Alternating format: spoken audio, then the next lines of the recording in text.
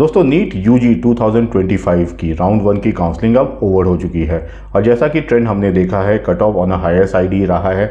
या फिर all India की बात करें या फिर हम स्टेट की बात करें, हर जगह कट ऑफ का trend on a higher side ही दिखा है। देखिए मेन रीज़न इसका ये होता है कि राउंड 1 हर जगह फ्री एग्जिट होती है और कैंडिडेट मल्टीपल स्टेट और ऑल इंडिया में अपने ऑप्शन एक्सप्लोर करते हैं और वहाँ पे चॉइस फिलिंग करते हैं, लेकिन सीट वो एक जगह ही लेंगे। लेकिन अगर मान लीजिए किसी कैंडिडेट का रैंक अच्छा है और मल्टीपल लोकेशन पे उनको अलॉटमेंट मिल जाती है, एडमिशन हालांकि वो एक ही जगह लेंगे लेकिन मल्टीपल स्टेट में वो सीट ब्लॉकिंग होती है, क्योंकि ये एज़ पर रूल है तो इसमें किया भी नहीं जा सकता कुछ। लेकिन राउंड 2 में क्या होगा, आप में से जिन लोगों को सीट मिल गई है बहुत बहुत कॉन्ग्रेचुलेशंस, लेकिन आप में से बहुत लोग ऐसे भी हैं जिनको राउंड 1 में सीट नहीं मिल पाई है। बहुत सारे रीजंस हो सकते हैं उसके पीछे, सीट ना मिलने के पीछे। मे बी आपको आइडिया नहीं था, किसी स्टेट में आपको जाना चाहिए था, आप मिस कर गए, रजिस्ट्रेशन आपने टाइम पे नहीं किया, बजट सपोर्टिंग नहीं था, रैंक सपोर्टिंग नहीं था, बहुत सारे फैक्टर्स हो सकते हैं। लेकिन चलिए राउंड 1 तो चला गया, अब राउंड 2 में आपको क्या करना चाहिए उस बारे में इस वीडियो में हम डिस्कस करने वाले हैं। डिस्कशन इन डिटेल होने वाला है तो वीडियो को लास्ट तक देखिएगा, काफ़ी इंफॉर्मेशन आपको मिलेगी जिससे आपके फर्दर राउंड ऑफ काउंसलिंग में आपको काफ़ी सपोर्ट मिलेगी। नमस्कार दोस्तों, कॉलेज फाइंडर से मैं हूं भास्कर। वीडियो स्टार्ट करें उससे पहले एक छोटी सी रिक्वेस्ट कि आप हमारे चैनल को सब्सक्राइब करें। हम काफ़ी इंफॉर्मेटिव कंटेंट लेके आते हैं जिससे आपको आपके एडमिशन, काउंसलिंग प्रोसेस या कॉलेज के साथ फी नेगोशिएशन में काफ़ी सपोर्ट मिलती है। तो do subscribe to a channel. NEET UG 2025 की राउंड 1 की काउंसलिंग अब ओवर हो चुकी है। आप में से बहुत लोगों को सीट अलॉटमेंट मिल गई होगी तो बहुत बहुत कॉन्ग्रेचुलेशंस। लेकिन अगर आप में से बहुत लोगों को सीट नहीं मिल पाई है तो अब हम बताएंगे आपके लिए आगे कैसे पॉसिबिलिटीज़ बन सकती है। तो देखिए सबसे पहले एक चीज़ का आपको ध्यान रखना है कि आपका रैंक क्या है, उस रैंक के हिसाब से कहाँ कहाँ पॉसिबिलिटीज़ आपके लिए बन सकती हैं। क्योंकि अब राउंड 2 फ्री एग्जिट राउंड नहीं रहेगा, तो जिन जिन जगह पे सिक्योरिटी डिपॉजिट इन्वॉल्व है, अगर आपको मल्टीपल लोकेशन पे अलॉटमेंट मिल जाती है तो आप मान के चलिए एक जगह तो आपका सिक्योरिटी डिपॉजिट फॉरफिट होगा ही होगा।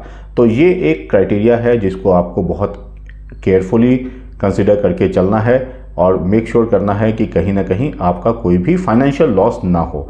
लेकिन अगर सिचुएशन ऐसा है आप चांस नहीं लेना चाहते हैं और अगर आप 2 लाख रुपीज़ फॉरफिट हो भी जाता है उसके लिए भी मेंटली प्रिपेयर्ड है, तब आप मल्टीपल लोकेशन में ट्राई कर सकते हैं। राउंड 1 का ट्रेंड कैसा रहा? राउंड 1 में हम लोगों ने cut off on a higher side देखा। मेन रीज़न था कि बहुत सारे कैंडिडेट ने मल्टीपल लोकेशन पे मल्टीपल स्टेट में अप्लाई किया, हर जगह अलॉटमेंट ली, लेकिन एडमिशन वो किसी एक जगह ही लेंगे। तो वो सारी सीटें राउंड 2 में आपकी वेकेट होके आएगी और ये आपको सीट मैट्रिक्स में भी दिख जाएगी। कर्नाटका ने अपना सीट मैट्रिक्स ऑलरेडी डिक्लेयर कर दिया है, आप सबने देखा भी होगा कि काफ़ी ज़्यादा सीट खाली होके राउंड 2 के लिए आई हैं। तो कर्नाटका का सीट मैट्रिक्स देखने के बाद एक आइडिया तो लग ही गया है कि राउंड 2 में कर्नाटका में काफ़ी ज़्यादा ड्रॉप हम लोग को देखने को मिलेगा। मेन रीज़न कर्नाटका का ये भी होता है कि फ़ी ऑन अ लोअर साइड है, तो जो लोग ऑल इंडिया और केरला के लिए अप्लाई करते हैं वो साथ के साथ कर्नाटका भी रजिस्ट्रेशन करके रखते हैं, चॉइस फिलिंग करके रखते हैं और ऑल इंडिया या केरला में अलॉटमेंट मिलने के बाद वो कर्नाटका की सीट छोड़ देते हैं। कर्नाटका उनका बैकअप ऑप्शन होता है। वहीं अगर मैनेजमेंट कोटा और NRI कोटा की बात करें तो वहाँ भी काफ़ी ज़्यादा मतलब ऑलमोस्ट सारी सीट ही खाली है जिस हिसाब से सीट मैट्रिक्स दिख रहा है। तो यहाँ भी कट ऑफ इनिशियल राउंड में काफ़ी हाई गया था। इवन मैनेजमेंट कोटा के लिए NRI में कहीं ना कहीं डॉक्यूमेंट के कारण cut off on a lower side दिखा था, लेकिन मैनेजमेंट कोटा में cut off on a higher side ही था। तो ये ऐसा स्कोर और रैंक सिनेरियो था जहाँ सेम कैंडिडेट को यूपी में भी अलॉटमेंट मिली है और ऑल इंडिया में भी अलॉटमेंट मिली है।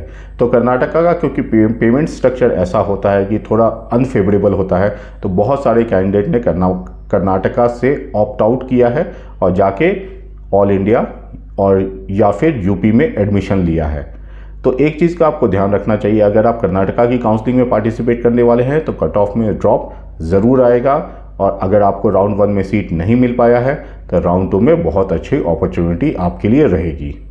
डीम्ड यूनिवर्सिटी की अगर बात करें तो डीम्ड यूनिवर्सिटी का भी जो सिनेरियो था cut off on a higher side ही गई है, लेकिन जो हमें कॉलेजेस से अपडेट आ रहे हैं कि काफ़ी कम रिपोर्टिंग हो रही है, specially colleges in Chennai and Pondicherry, वहाँ पे काफ़ी कम रिपोर्टिंग देखने को मिली है। लेकिन ये सब सुनी सुनाई बातें ही हमें पता चल रही हैं, एक्चुअल रियलिटी आपको सीट मैट्रिक्स में ही देखने को मिलेगा। लेकिन नॉर्मल ट्रेंड भी डीम्ड यूनिवर्सिटी का, स्पेशली चेन्नई और पौंडीचेरी का ऐसा होता है कि राउंड 1 में अलॉटमेंट तो आती है लेकिन राउंड 2 में काफ़ी सीटें खाली आती हैं। तो वो भी एक सिनेरियो है, अगर सीट खाली आ रही है तो बहुत पॉसिबिलिटी है कि वहाँ भी कट ऑफ राउंड 2 में ड्रॉप होगा, और अगर आप मिस आउट हो गए हैं तो वहाँ पे आपको एडमिशन राउंड 2 में मिलने की काफ़ी हाई चांसेस बन जाएंगे। अब मेन स्टेट जो है वो उत्तर प्रदेश है। उत्तर प्रदेश में क्या सिनेरियो रहने वाला है, तो देखिए उत्तर प्रदेश में जो प्रीवियस हिस्ट्री बोलती है कि कट ऑफ कहीं ना कहीं राउंड 1 के बाद ऑन अ हायर साइड जाता है, क्योंकि काफ़ी कम सीट वेकेट होकर राउंड 2 में आती है। लेकिन क्या सेम सिनेरियो इस साल रहने वाला है? प्रीवियस ट्रेंड ऐसा था कि ऑलमोस्ट 80 to 85% सीट राउंड 1 में एडमिशन लोग ले लेते थे और ओनली 15 to 20% सीट ही बच के राउंड 2 के लिए आती थी।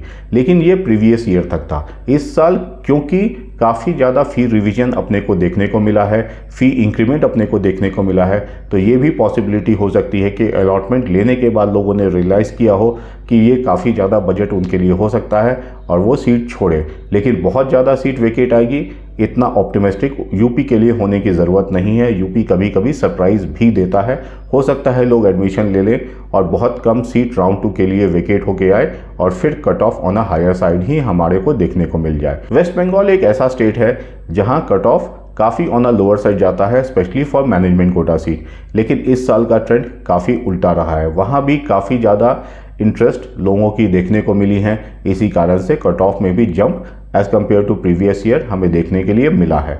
बहुत सारे कैंडिडेट जिनको लास्ट ईयर उस रैंक पे वेस्ट बंगाल में आराम से एडमिशन मिल जाता, इस साल नहीं मिल पाया है। तो इसका भी मेन रीज़न यही है क्योंकि काउंसलिंग काफ़ी डिले हुई है और काफ़ी ज़्यादा पैनिक क्रिएट हो गया था। इस कारण से जिनको जहां पॉसिबिलिटी मिली वहां पे उन्होंने रजिस्ट्रेशन किया और वहां पे उन्होंने चॉइस फिलिंग की और काउंसलिंग में पार्टिसिपेट किया।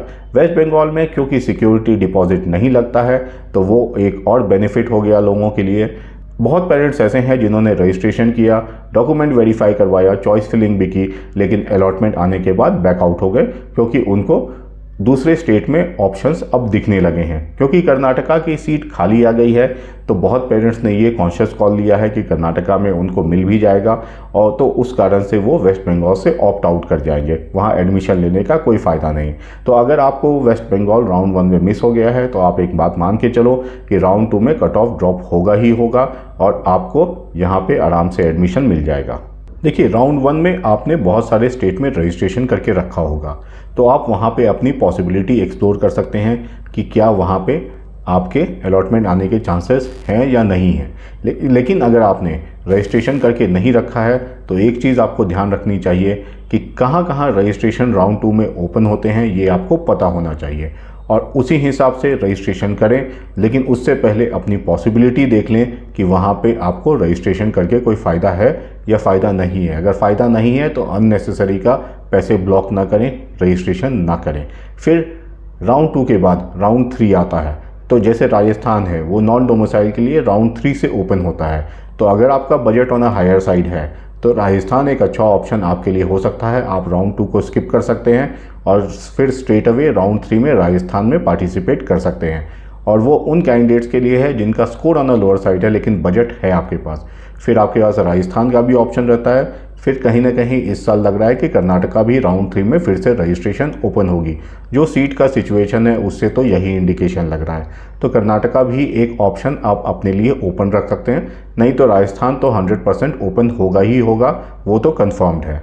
राउंड 2 में पार्टिसिपेट करने से पहले एक चीज़ का आपको ध्यान रखना है कि राउंड 2 में अब कहीं भी फ्री एग्जिट नहीं रहेगी, हर जगह सिक्योरिटी डिपॉजिट इन्वॉल्व होती है। इनफैक्ट कर्नाटका जो कि राउंड 1 में कोई सिक्योरिटी नहीं लगता है और फ्री एग्जिट रहती है, कर्नाटका में भी राउंड 2 में 1 लाख रुपीज़ का सिक्योरिटी डिपॉजिट आपका लगेगा।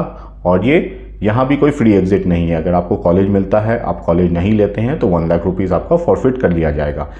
आपको एक और चीज़ ध्यान रखना है कि अगर आप मल्टीपल स्टेट में पार्टिसिपेट कर रहे हैं तो आपको मेक श्योर करना होगा कि कैसे आप अपना सिक्योरिटी डिपॉजिट सेफगार्ड कर सके। अगर आप बिना रिसर्च के काउंसलिंग में जाते हैं तो कहीं ना कहीं आप स्ट्रेट अवे मान लो अगर 2 जगह अलॉटमेंट मिल गई तो आपका 2 लाख रुपीज़ का सिक्योरिटी डिपॉजिट फॉरफिट कर लिया जाएगा और वो एक लॉस आपको लेना पड़ेगा। तो बहुत केयरफुली प्लान आउट कीजिए। आपको देखना चाहिए सबसे अच्छा पॉसिबिलिटी कहाँ मिलने का है। अननेसेसरी का चॉइस फिलिंग मत करिएगा। ऐसे कॉलेजेस ही चूज़ करिएगा जहां मिल जाए तो आप एडमिशन ले लें। उस कॉलेज का पूरा डिटेल आपके पास होना चाहिए और आपको एक क्लैरिटी होनी चाहिए कि अगर मुझे यहाँ अलॉटमेंट मिला तो मैं यहाँ पे एडमिशन लूँगा ही लूँगा। अननेसेसरी के चॉइस फिलिंग से अपने आप को बचाएं। बहुत सोच समझ के अपनी प्लानिंग करें। मेक श्योर करें कि आपका ना तो फाइनेंशियल लॉस हो, ना ही आपका साल बर्बाद हो। एक चॉकआउट प्लान अपने लिए ड्रॉ करें जहां वो स्टेट आपको होने चाहिए कि यहाँ पे मेरे लिए सबसे अच्छी पॉसिबिलिटी बन जाएगी, और बजट की भी क्लैरिटी आपके पास होनी चाहिए। बहुत जगह ऐसे हैं, बहुत न्यूज़ आपको मिलेगा कि कम बजट में एडमिशन हो रहे हैं, लेकिन एक बात का आपको बिल्कुल ध्यान रखना चाहिए कि कोई भी कॉलेज कम बजट नहीं लेता है। कॉलेज चाहता है उनको मैक्सिमम से मैक्सिमम बजट में एडमिशन लोग लें, और हम चाहते हैं कि कम से कम बजट में हमें पॉसिबिलिटी मिले। तो बीच का एक रियलिस्टिक फिगर होता है। लेकिन अगर कोई कॉलेज 1 करोड़ 20 या 1 करोड़ 30 लाख मांग रहा है, लेकिन वहीं आपको कोई अगर बोलता है कि मैं 80 लाख में वहाँ पे एडमिशन करा दूंगा, तो आपका एक कॉमन सेंस ज़रूर उससे पूछिएगा कि भाई इतना कम में कैसे एडमिशन करा दोगे, कॉलेज का क्या बेनिफिट है, क्योंकि कॉलेज की सीट तो खाली जाएगी नहीं। तो इतना कम में आपको क्या मिल रहा है, आपका क्या बेनिफिट है और आप कैसे करा सकते हो, ये बात की क्लैरिटी आपको होनी चाहिए। क्योंकि ऐसा होता नहीं है, ये सब फेक न्यूज़ होते हैं। और यहाँ कहीं ना कहीं अगर उस ट्रैप में आप फंसते हो तो फाइनेंशियल लॉस होगा ही होगा आपका। तो be very careful with your counselling process. दोस्तों, एडमिशन काउंसलिंग या कॉलेज के साथ फ़ी नेगोशिएशन के रिगार्डिंग अगर आपको और भी कोई डिटेल चाहिए तो आप हमारे गिवन नंबर पे हमसे कनेक्ट कर सकते हैं। आप हमारा पेड सब्सक्रिप्शन भी ले सकते हैं, काफ़ी रीजनेबल है। हमारा काफ़ी प्रोफाइल बेस्ड और डेटा ड्रिवन अप्रोच होता है, जिससे आपके एडमिशन के चांसेस काफ़ी बढ़ जाते हैं और हम आपको कहीं फंसाते नहीं है। एग्जैक्ट आपको बता देंगे कि कहाँ आपकी पॉसिबिलिटी बनेगी, कहाँ नहीं बन सकती है, और कहीं ना कहीं आपके पैसे बचाने की भी कोशिश करते हैं। और लास्ट में एक छोटी सी रिक्वेस्ट कि आप हमारे चैनल को सब्सक्राइब करें, वीडियो को लाइक करें और ज़्यादा से ज़्यादा शेयर करें। Thank you so much guys and best of luck.